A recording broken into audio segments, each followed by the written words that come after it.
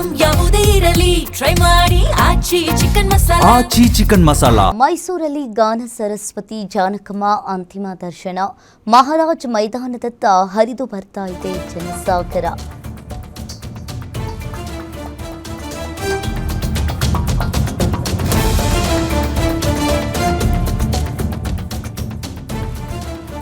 ಇನ್ನು ಜಾನಕಮ್ಮನ ದರ್ಶನಕ್ಕೆ ಸಾಗರೋಪಾದಿಯಲ್ಲಿ ಜನ ಬರ್ತಾ ಇದ್ದಾರೆ.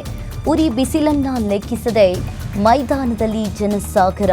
ಸರದಿ ಸಾಲಿನಲ್ಲಿ ನಿಂತು ದರ್ಶನವನ್ನ ಪಡಿತಾ ಇರೋ ಅಭಿಮಾನಿಗಳು ಇನ್ನು ಪಾರ್ಥಿವ ಶರೀರದ ಮುಂದೆ ಕಂಬನಿಯನ್ನ ಮಿಡಿತಾ ಇದ್ದಾರೆ. ನಟಿ ಉಮಾಶ್ರೀ, ಗಾಯಕಿ ವಾಣಿಶ್ರೀ, ನಟ ವಿನೋದ್ ರಾಜ್, ಸಚಿವ ಯತೀಂದ್ರ ಸಿದ್ದರಾಮಯ್ಯರಿಂದ ಅಂತಿಮ ದರ್ಶನ ಆಗಿದೆ. ಸ್ವರ ಸರಸ್ವತಿ ಜೊತೆಗಿನ ನಂಟು ಸ್ಮರಿಸಿದ ಗಣ್ಯರ ಸಂತಾಪ. ಇನ್ನು ಇಂದು ಮಧ್ಯಾಹ್ನ 3:30ವರೆಗೂ ಕೂಡ ಜಾನಕಮ್ಮನ ಅಂತಿಮ ದರ್ಶನ ನಡೆಯಲಿದೆ.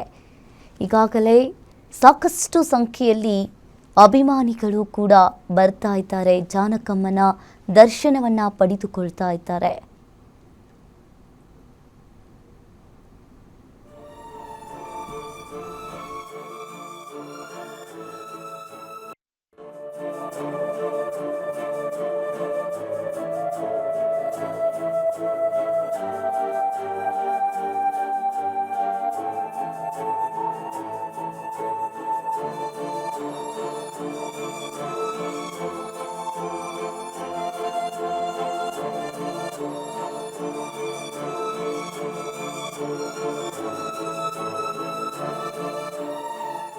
ಇರಬಹುದು ಅಂದ್ರೆ ಅಷ್ಟು ಚೆನ್ನಾಗಿ ಒಡನಾಟ ನಿಮ್ಗಿತ್ತು ಅನ್ಸುತ್ತೆ.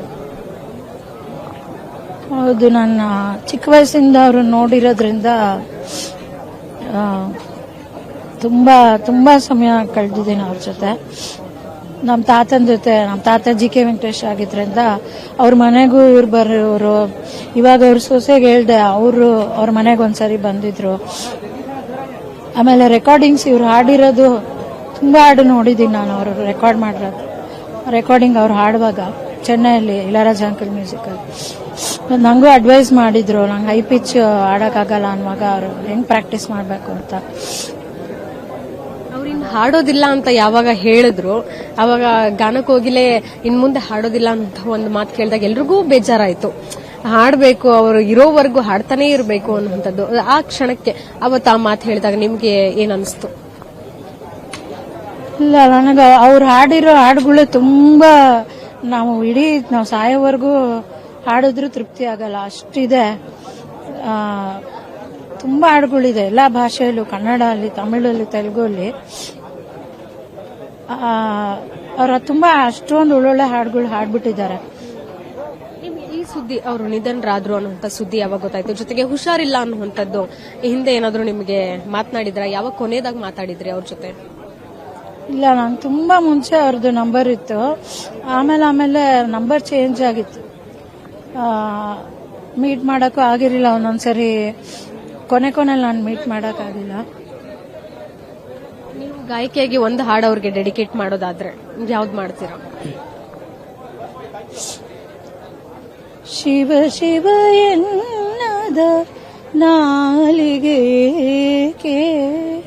ಶಿವನನ್ನು ಸ್ಮರಿಸದ ಜೀವವು ಏಕೆ, ಶಿವ ಶಿವ ಎನ್ನದ ನಾಲಿಗೆ ಏಕೆ.